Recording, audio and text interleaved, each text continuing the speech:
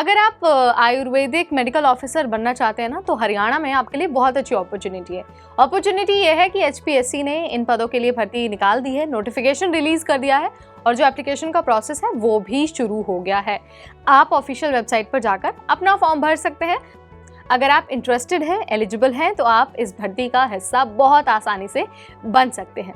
तो क्या होने वाली है वैकेंसी की डिटेल, आपको किन बातों का ध्यान रखना है, कौन सा सर्टिफिकेट आपके पास होना जरूरी है, कैसे आप 800 से ज्यादा पदों पर भर्ती का हिस्सा बन सकते हैं, चलिए सब कुछ आपको बता देंगे with the help of the notification.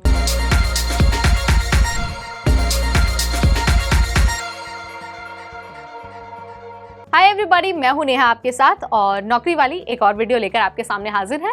जैसा कि मैंने आपको शुरुआत में ही बता दिया है, हरियाणा पब्लिक सर्विस कमीशन ने आयुर्वेदिक मेडिकल ऑफिसर पदों पर भर्ती निकाल दी है और भर्ती 500 या 600 पद पर नहीं है, बल्कि 800 से ज्यादा पदों पर है। सो अगर आपको फॉर्म भरना है तो 12 जुलाई से पहले वेबसाइट पर जाना होगा और फॉर्म भरना होगा। नोटिफिकेशन की अगर हम बात करें तो उसमें आखिरी तारीख लिखी हुई है और साथ ही ये भी लिखा हुआ है कि आपको फॉर्म कहाँ पर भरना है। वेबसाइट है hpse.gov.in। उसके बाद जब आप नोटिफिकेशन को स्क्रॉल करते हैं तो आप देखेंगे कि आपके लिए ना इंपॉर्टेंट चीज़ें उसमें मेंशन होंगी, लाइक एलिजिबिलिटी, उसके बाद हाउ टू अप्लाई और लास्ट डेट। सो अगर हम एजुकेशनल क्वालिफिकेशन की बात करते हैं तो फॉर्म भरते वक्त कैंडिडेट के पास आयुर्वेदिक सिस्टम ऑफ मेडिसिन में डिग्री होनी चाहिए और ये डिग्री जो है किसी मान्यता प्राप्त संस्थान से प्राप्त होनी चाहिए और साथ ही आपके पास हिंदी की नॉलेज होना भी बहुत ज़रूरी है और ये भी ज़रूरी है कि आपने 10वीं तक हिंदी की पढ़ाई की हो। ये एलिजिबिलिटी क्राइटेरिया है, एजुकेशनल क्वालिफिकेशन है और ये नोटिफिकेशन में मेंशन किया गया है, आप चेक कर सकते हैं। सो अगर हम एज लिमिट की बात करते हैं तो इस भर्ती के लिए यानी कि आयुर्वेदिक मेडिकल ऑफिसर बनने के लिए मिनिमम एज आपकी 23 साल होनी चाहिए और मैक्सिमम एज आपकी 42 साल होनी चाहिए और ये जनरल कैटेगरी के लिए है। आप अगर रिजर्व कैटेगरी से बिलोंग करते हैं ना, तो नोटिफिकेशन में आपके लिए स्पेशल कॉलम बनाया गया है, वहाँ पर आप चेक कर सकते हैं कि कितने सालों का रिलैक्सेशन आपको मिलने वाला है।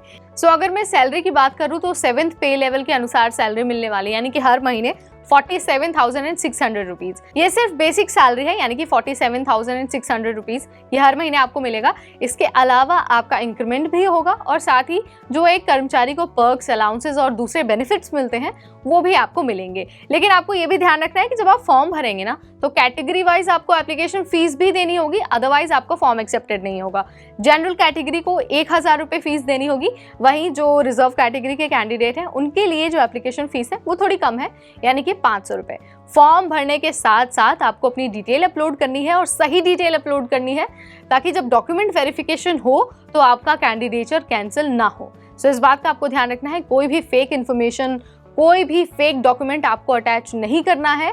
जो क्वालिफिकेशन आपके पास है, अगर आप एलिजिबल हैं तो आपको वही क्वालिफिकेशन अपलोड करनी है, वही डिटेल उसमें फिल करनी है। इस बात का आपको ध्यान रखना है।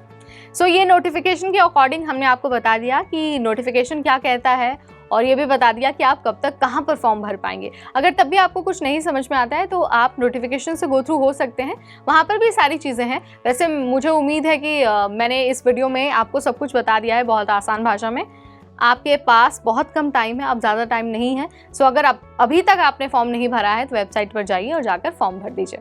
फिलहाल इस वीडियो में इतना ही, अगली बार फिर आएंगे, तब तक मुझे यानी नेहा को दीजिए इजाज़त। Stay tuned to NBT Tech Ed।